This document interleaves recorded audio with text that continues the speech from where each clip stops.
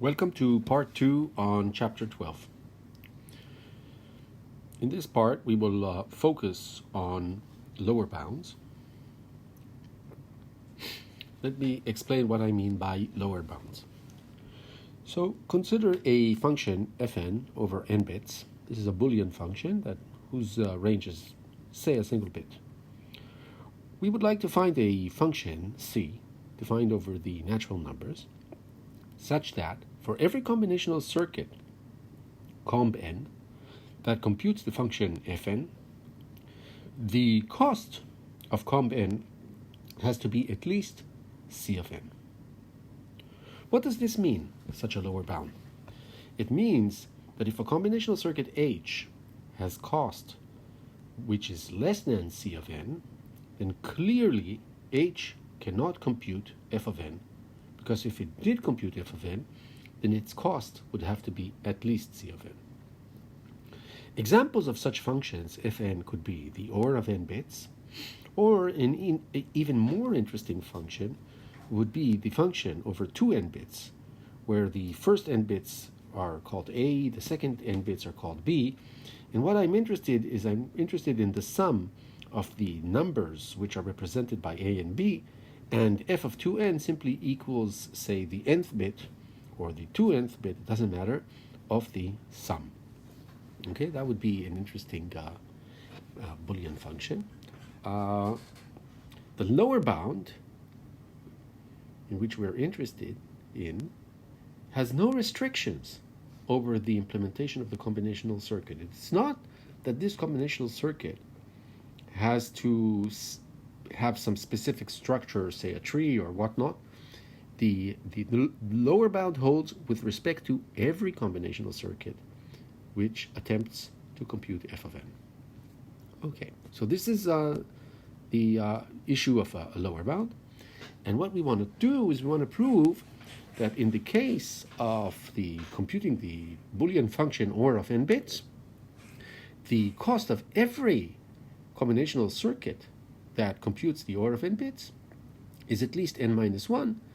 And here I normalize all the costs by assuming that every gate, by gate I mean a gate that has a fan-in of at most 2, for every gate the cost is 1. Okay?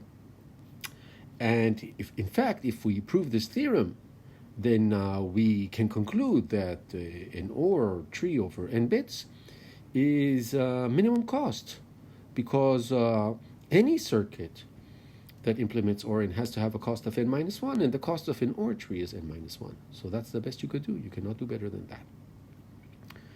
The second theorem we want to prove is a lower bound on delay, not on cost. Here we look at a circuit that implements, again, the Boolean function OR of n bits, and think of k as 2 here. It's the maximum fan-in of a gate in Cn. Then the propagation delay of Cn has to be at least log base 2 of n. And again, we know that the propagation delay of a balanced OR tree over n bits is exactly this number. Therefore, the propagation delay of an OR tree over n bits is optimal. You cannot have a circuit which is faster.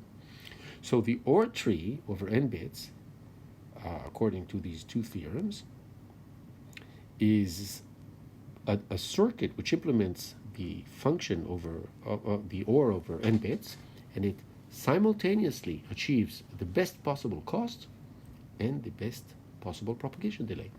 And therefore, OR trees are optimal, both in cost and delay. So we'd like to prove these two theorems. Okay, so we need to develop some tools in order to prove these theorems. First definition, I'm going to define the Boolean function flip I. Flip I has n bits of input, n bits of output, and it is a very simple function. What it takes is it takes the input string and it flips the ith bit in the input. So yj, the output, equals xj if j is not the ith bit, otherwise it is the negation of the bit. So for example, flip 1 of 101, this is the 0 bit, 1 bit, 2 bit. So I'm flipping the first bit, this is this one, so it becomes a 0. So flip 1 of 011 is 1, 0, 1.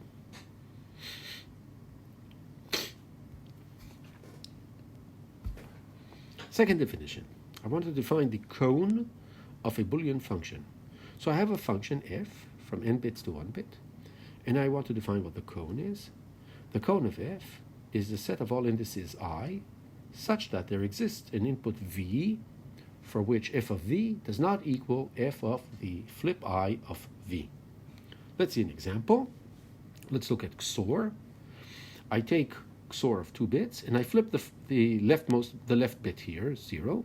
I flip it to a 1. The XOR of 0, 0 is 0. The XOR of 1, 0 is 1. Therefore, this location, this index, belongs to the cone. We might want to think of this index as index number 0, and this is index number 1. So we get from this that 1 is in the cone. Okay, sorry. 1 is in the cone of XOR. Similarly, when we flip this bit, we get this string. We flip the 0, 0, we flip this bit, we get the string 0, 1. The XOR here is 0, the XOR here is 1. Therefore, we can conclude that 0 is in the cone of the XOR. I want to emphasize these are indices. This 0 and this 1 are indices of the bits that we flip. Okay?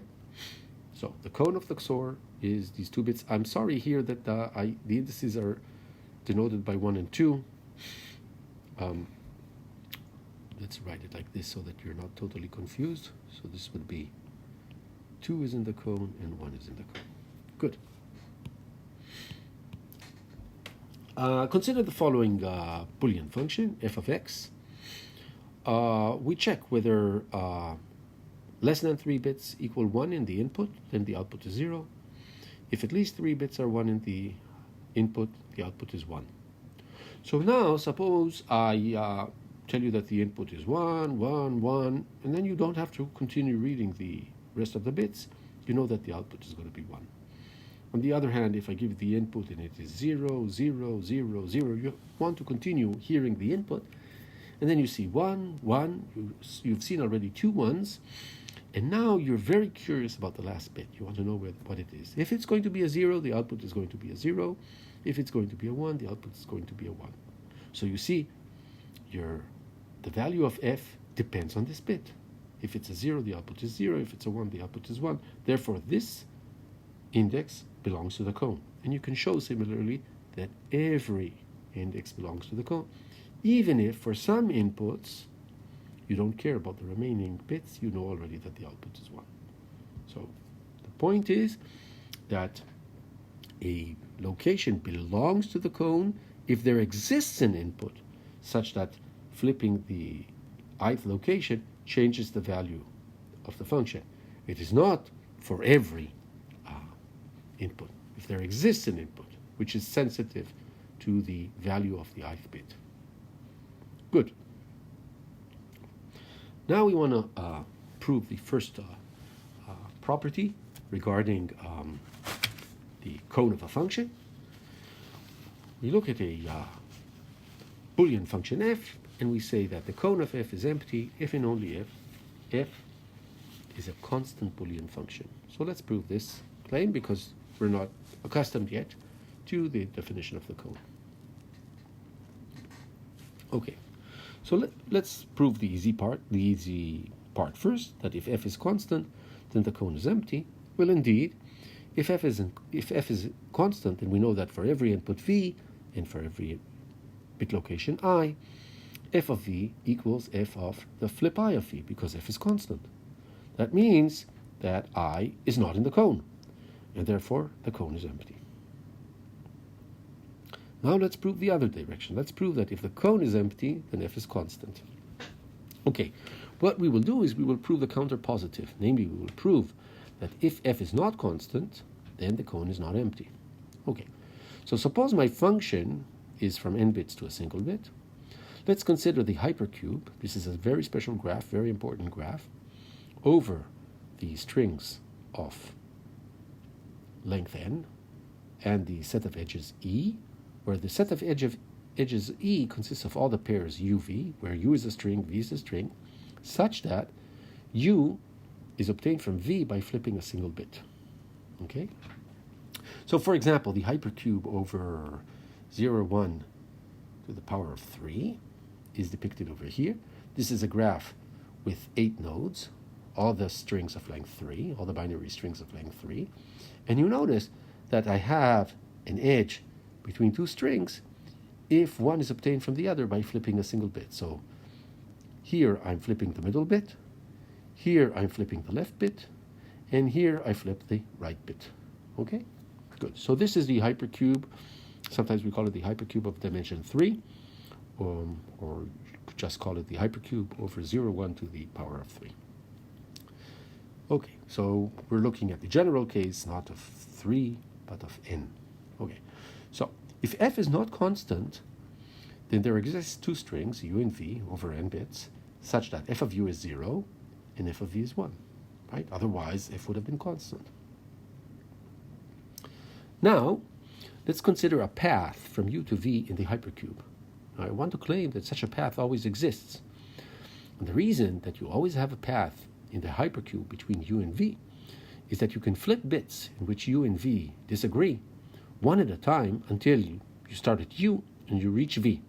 So for example, if u is all zeros and v is all ones, you find a path from u to v by flipping the bits one by one. You see that u and v disagree on this bit, so you flip it. Here it is. Now you go to the next bit. You see that u and v disagree on this bit, you flip it. You go to here. Now you go to this bit. You see that u and v disagree on this bit, so you flip it and you've reached v. Okay? So you always have a path from u to v in the hypercube. Let's denote this path by x0, x1 up to xl, where x0 is your initial vertex, u. This is the same u as here. And xl is your final vertex, v, same v in here. So this is just a sequence of vertices along the path, along a path in the hypercube between u and v. Now recall, f of u is 0 and f of v is 1. So as I go along the path, I start with f which equals 0 and I end with f which equals 1. That means there has to be an index I for which f of xi equals 0 and f of xi plus 1 equals 1. Somewhere along the path, I will have a transition between 0 and 1. But what do I know about xi and xi plus 1? This is an edge in my hypercube. An edge in a hypercube means that the two strings, xi and xi plus 1, are different in a single bit. That means that there exists a j such that xi plus 1 is obtained by flipping the jth bit of xi, which means that j is in the cone. But if j is in the cone is not empty, and this is what we wanted to prove. Good. Now let's look at the following situation. I have a function g, which is the composition of Boolean functions. Let's explain how it goes. We take x, we feed it to f1, we feed it to f2, we get the outcome. This is a bit, this is a bit. We input it into a binary Boolean function b, and we get our output of f. Okay? Good. So I just want to emphasize, here we have n bits, here we may have n bits, here we have a single bit, here we have a single bit, and this is our output, a single bit. Good. Now, what does the claim say? If we have such a G with a very special structure, it says that the cone of G is contained in the union of the cones of F1 and F2. Let's prove this claim. Okay. So, the proof will be again by counterpositive. It suffices to show that if I is not in this union, then I is not in the cone of G. Okay, good. So let's see, what is g of x? G of x is the application of b to the values of f1 of x and f2 of x. But I is not in the cone of f1 and not in the cone of f2. So we can flip the ith bit in x, and the values of f1 and f2 will remain the same. So we have your equality. Okay. But what is this expression? This is exactly g of flip I of x. This means that for every x, g of x equals g of flip I of x. Therefore, I is not in the cone of G, and this completes the proof. Okay, let's define a second kind of cone. Up to now we defined a functional cone. Now let's define a graphical cone. Given a directed acyclic graph, the graphical cone of a vertex V is defined by the set of all vertices U, where U is a source, its degree is 0, and there exists a path in the directed graph from U to V. Okay, so let's see this example. I have here a vertex V, and I want to find its graphical cone. So I'm interested in all the inputs or sources from which there is a path to V. So the graphical cone of V is x1 and x2. Let's look at U. U, on the other hand, there's no path from x2 to U. There's only a path from x1 to U. Therefore, the graphical cone of U is the set that consists only of x1. Okay? Now recall that in a combinational circuit, the sources are inputs. So when we're thinking of a graphical cone of a vertex in a directed acyclic graph, where the directed acyclic graph is the directed acyclic graph that corresponds to a combinational circuit, then in fact what we're interested in is, for a gate V, which of the inputs can influence the value of V. Okay, this is the intuition of the graphical cone of a vertex. Okay, now we want to prove that the functional cone is contained in the graphical cone. And this is a little bit misleading because we are mixing up notions and notations from different worlds. This is a functional world where we're talking about functions, and this is the world of graphs. So how can we even state such a statement? So what do we mean? When we're talking about the functional cone, we're taking a vertex in a combinational circuit. V is a vertex in a combinational circuit, and we're looking at the function that this vertex outputs as a function of the global inputs of the circuit. So I have here some vertex V over here, and I'm looking at its output, and it outputs f of V. F of V of what? Of the inputs of X. So the values of the inputs determine the value of the output. This we have already seen by the simulation algorithm. Okay? So the simulation algorithm tells us that every vertex in a combinational circuit outputs a function of the inputs of the combinational circuit. Okay? So this, now when we look here at the left-hand side, we're interested in the cone of this function. Okay, let's look at the right-hand side. What does the right-hand side signify? The right-hand side signifies the actual x's from which there is a path to V. Okay? So this is what I mean here by containment. When I look at xi in the cone of fv, I mean that the function f of v depends in some sense on xi, because there's an input that if I flip the value of xi, then the value output by v will change. Cone, the graphical cone of v, I'm just looking at which of the inputs I have a path from to v. Good. I want to first, before I prove this claim, I want to emphasize that this is indeed containment. Let's look at this example. Here I have a single input x1, and this input goes to an inverter, and the inverter to an input of the AND, and x1 is also fed to the second input of the AND, and I have the output y. Now what does y equal? Y equals x1 and not x1. And we know that that is constant 0. So the output is constant. So the function of computed by this AND gate is the constant function 0. Therefore, the functional cone is empty. What about the graphical cone? Well, I have a path from x1 to y. So the graphical cone will contain x1. So we have, in this case, we have strict containment. The graphical cone is empty. The functional cone is empty, and the graphical cone contains the input. Okay? But we want to now prove this containment. Good. So let's prove it. Again, I want to emphasize the simulation algorithm tells me that every vertex in the directed graph corresponding to the combinational circuit has an output, and this output evaluates a function of the inputs of the whole circuit, not the local inputs of the vertex itself, but the signals which are fed by the input gates of the circuit. So what I do is I apply topological sorting to V, to the vertices. Let's say it is V1 up to Vn. And I want to prove by induction on I that for every I, the functional cone of f of Vi is contained in the graphical cone of Vi. Okay. The induction basis, where I equals 1, well, what can I say about V1? V1 is an input gate, right? It's a source. So the graphical cone, the functional cone of f of V1, well, f of V1 just equals V1, the input fed by V1. And the cone, the graphical cone of V1 is again V1 because there is a path from V1 to itself.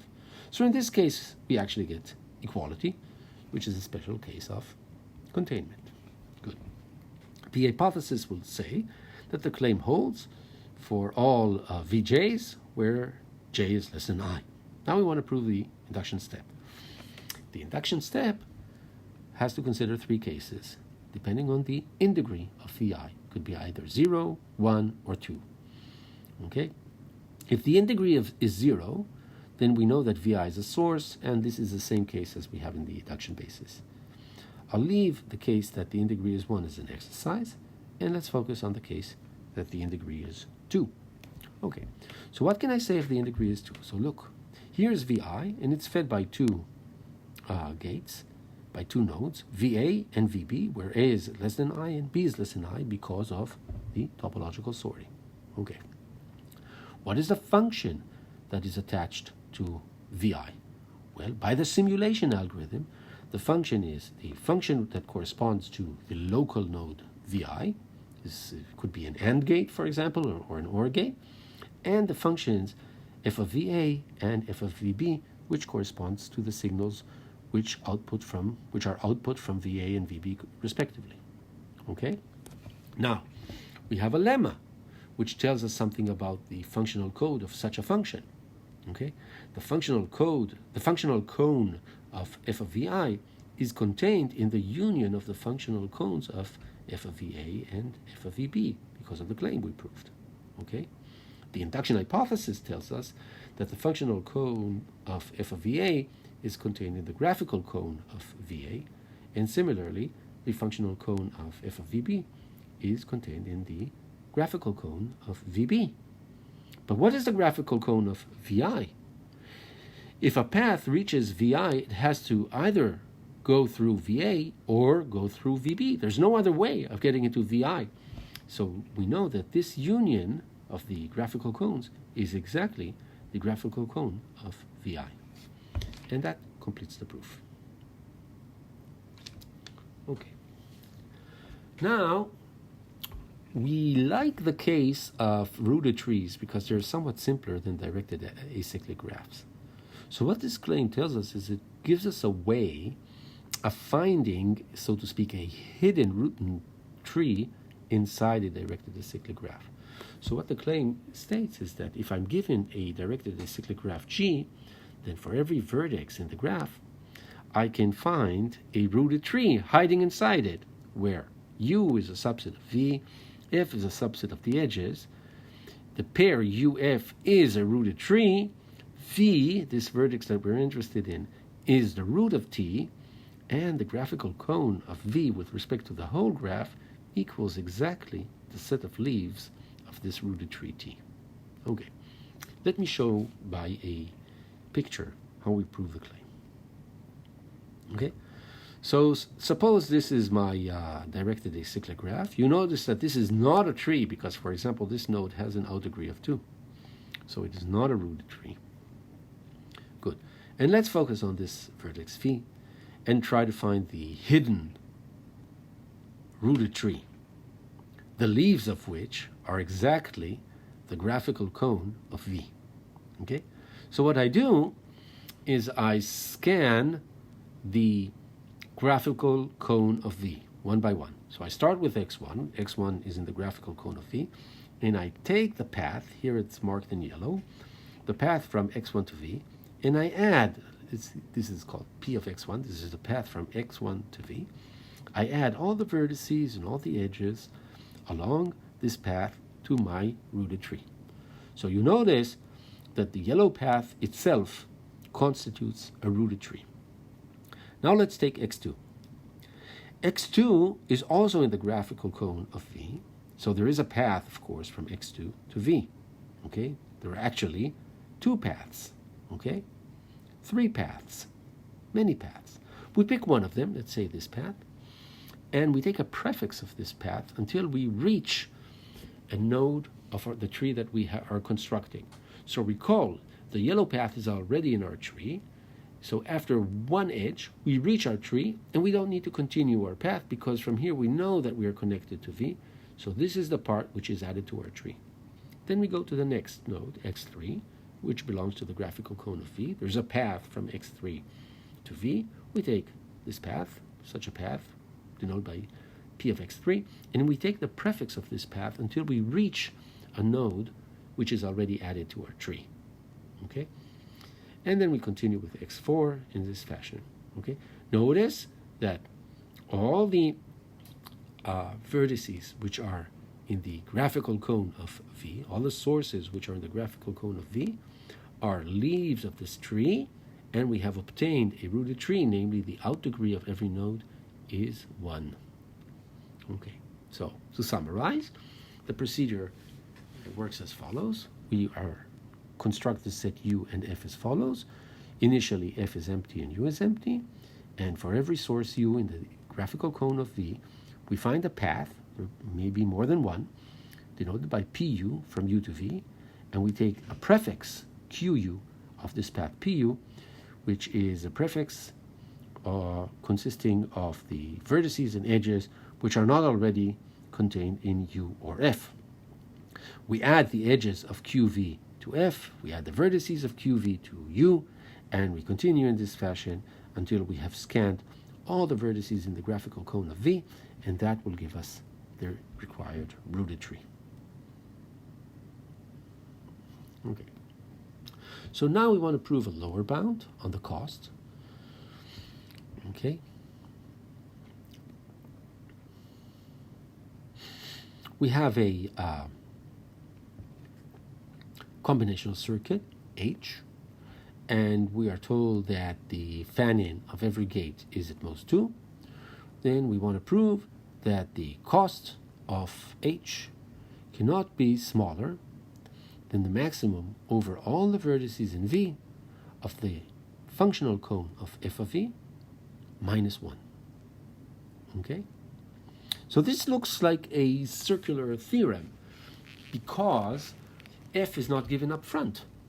You give me a combinational circuit and I tell you that the cost of this circuit cannot be too small in terms of the functions that are computed by internally in this circuit. Okay, but now let's consider the case in which h computes the Boolean function or n. Okay, what can I say about the cone of the output? So the cone of or n consists of all the inputs, right? Because if I take or of all zeros, or n of all zeros, it equals 0. But or n of flip I of all zeros is 1. Because in the input I'll have a bit which equals 1, so the or will be 1. Okay? So all the bit positions are contained in the cone of or n. Okay?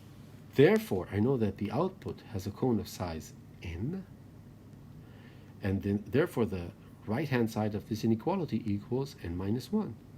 So what I can conclude that if Cn is a circuit that implements or n, then its cost cannot be less than n minus 1. Now recall that an OR tree has exactly this cost. So we conclude from this theorem that an OR tree has minimum cost among all the combinational circuits that implement OR-N. You cannot do better. Okay, so now what we want to do is we want to prove this theorem. Okay. So, in order to prove this theorem, we will prove that for every vertex v, the cost of h is not less than the size of the cone of f of v minus 1. Okay, so we fix a vertex v, and we consider the directed graph that corresponds to h, and we want to prove that the cost of h cannot be less than the size of the cone of f of v minus 1. Okay, so we construct the hidden tree t of v rooted at v, the leaves of which are the graphical cone of v. Okay? So let's look at this tree.